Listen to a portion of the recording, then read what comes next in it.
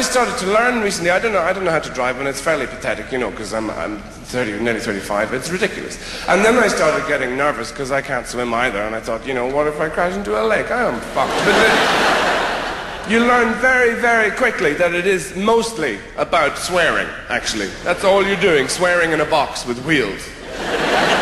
Because you don't swear like that with any other activity in your day. You don't allow yourself. It's okay when you're driving for some reason. If somebody blocks you when you're walking, you positively Edwardian in your manners.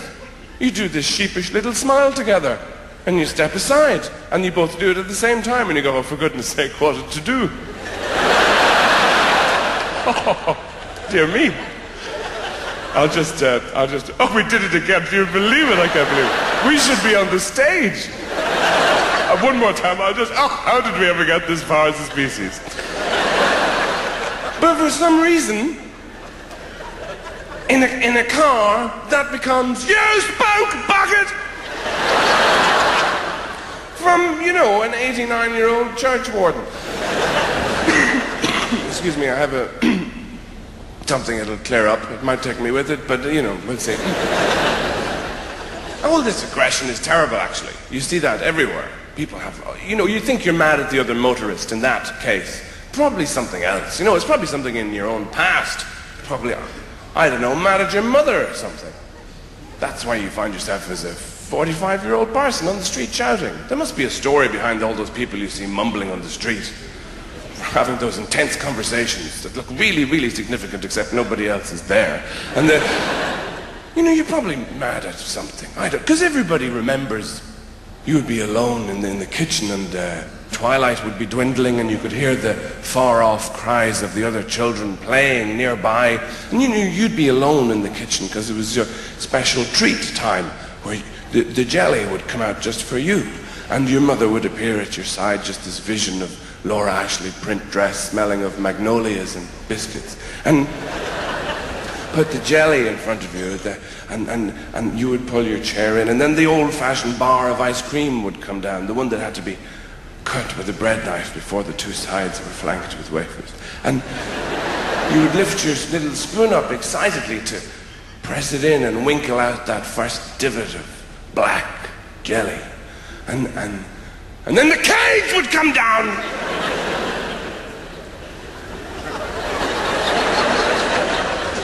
The cage with the Japanese fighting spiders inside. She would strike a match off her forearm and go and tell you to dance in the front room for money. And you never forget that shit. You know, it never goes away.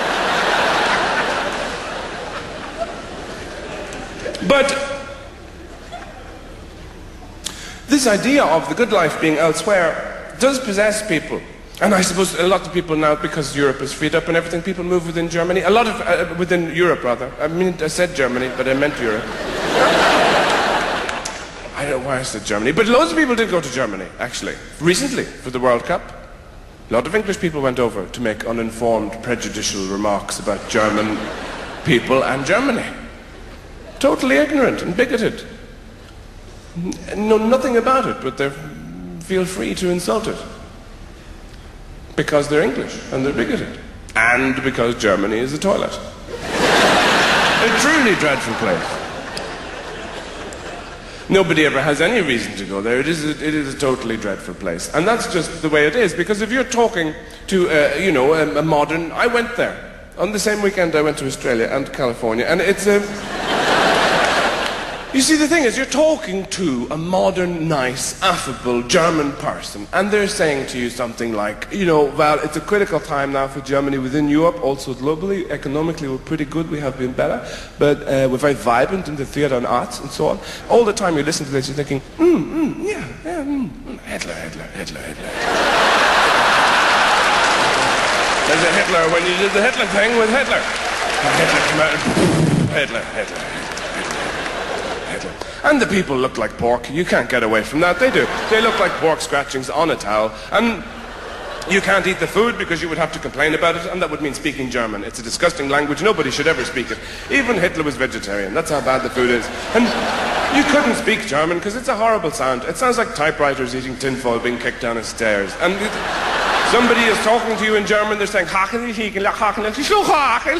what is happening to you from behind? How can we make it stop? Please go away. Now that's not prejudice, that's just observation. And the thing is, English people are very bigoted, though, I find. I say that as a neutral Irish person. You know, Ireland wasn't involved in the war at all. Ireland's reaction in the war was to go, what? There's a what on? Sorry, what? I'm not dressed. What is it? What? You want a what? You need to, what? What is it? A war? Oh, it's all over. Is it? Oh, we'll get, yeah, what do you want? And, not very useful. But English people are quite prejudiced, I think. Because I've noticed this recently, because I have lots of English friends who are very dear to me, and I realized recently, when you're talking to an English person and you're from elsewhere, they share with you. They do a lovely thing when they're talking to you. They impersonate you as they're talking to you. Somebody says to me, do you want another drink then? You know, in that English voice that suggests they're just about to die at any moment. Do you want another drink? I would. I'd love another drink. That'd be great. That'd be grand. Thank you. They do you. They go, I would, yeah, that'd be great. That'd be great. That'd be lovely. What the fuck are you doing? Laughing, it's just funny because you're Irish and that, you know. Because that's still how Irish people are seen, as twinkly-eyed fuckers with a pig under their arm, high-stepping it around the world, going, I'll paint your house now, but watch out, I might steal the ladder. Ho, ho, ho, ho. Which is only half true.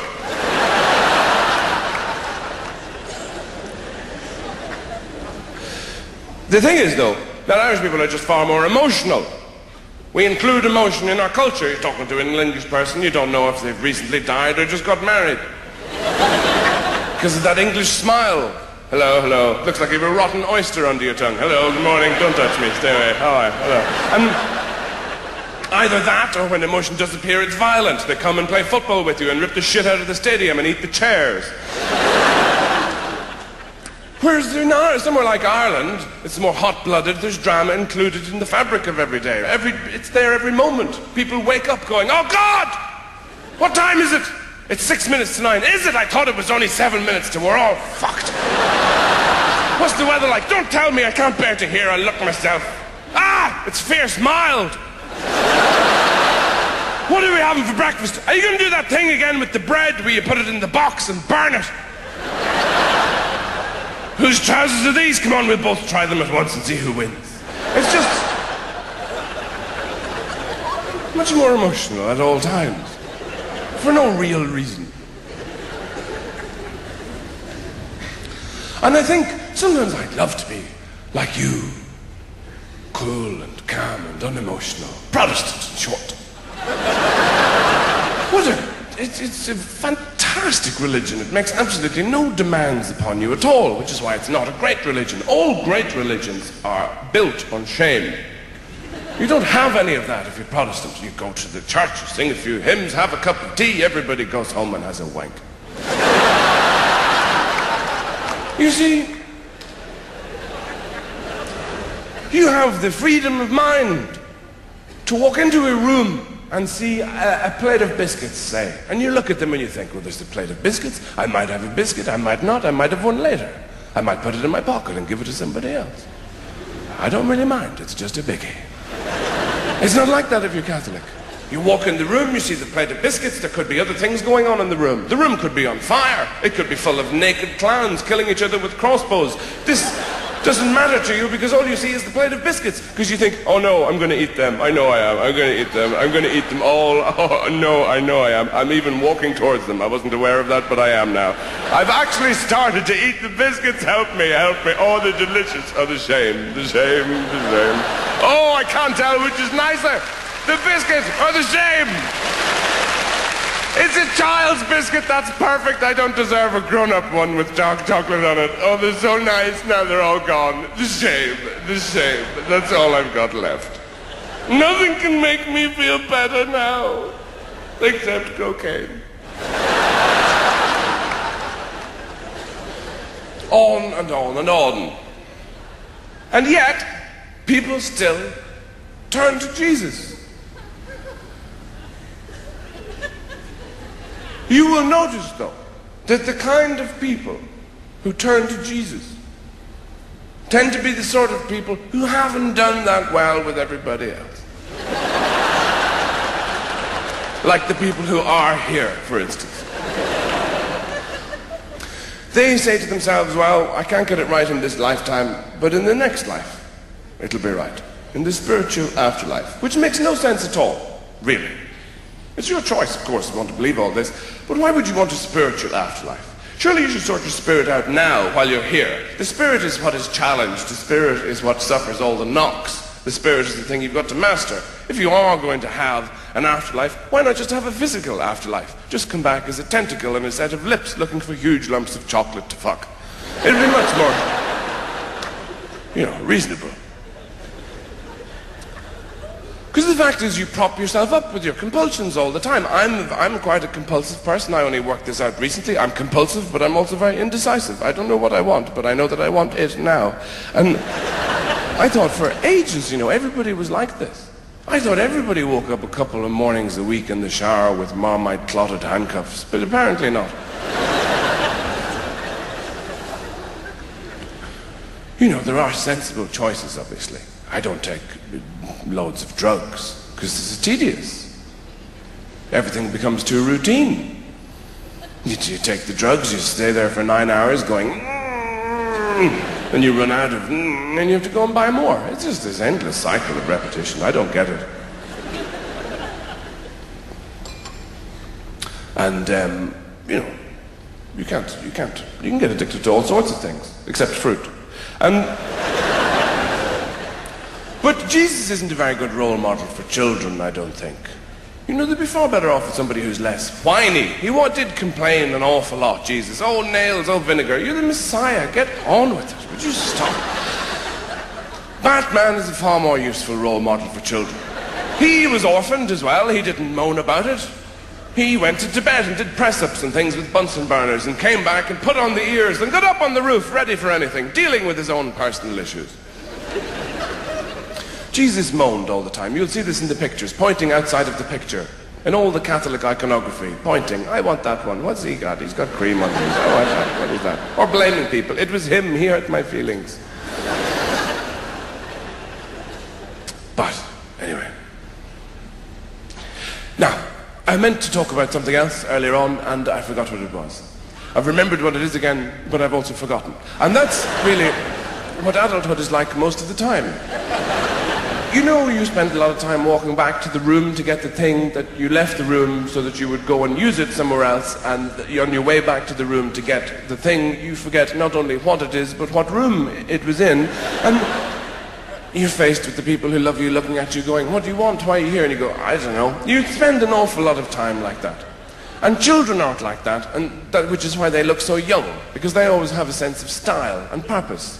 When they're walking around, they have a very definite purpose. They're walking and walking, and it's a great walk as well. It's not an adult sort of bemused shuffle. It's that, I'm going over here. You say, why are you going over there? Because I have a harmonica. What are you doing with a harmonica? I'm going to put it in the toilet. And why are you doing that? Enough questions. Goodbye. Because children express themselves. That's how they look young and vibrant and alive, and why we all envy them. The child, the children can be incredibly difficult to understand when you're grown up. You forget that you were a child. Something simple like a child going to bed. You say bedtime, bedtime, bedtime. That's not what the child hears. What the child hears is lie down in the dark. For hours. And don't move. I'm locking the door now. So the child has trouble with that, so of course you make a concession. You read a fairy tale or something, all the wisdom of the world compacted into a little story. And you say there was a little girl lost many, many miles from home, walking through the woods, late at night with the creatures all hooting and howling in the bushes around her, stepping over the roots of trees. And she came to the old sty and began to climb it, but it broke, you see. It broke and she fell down. But then when she got herself up, she was all right, and you could see the lights at home. And she began to walk towards home, and then a thing ate her. Good night. Night-night. You probably sent the child to bed because you were just tired talking to the child, because the child asked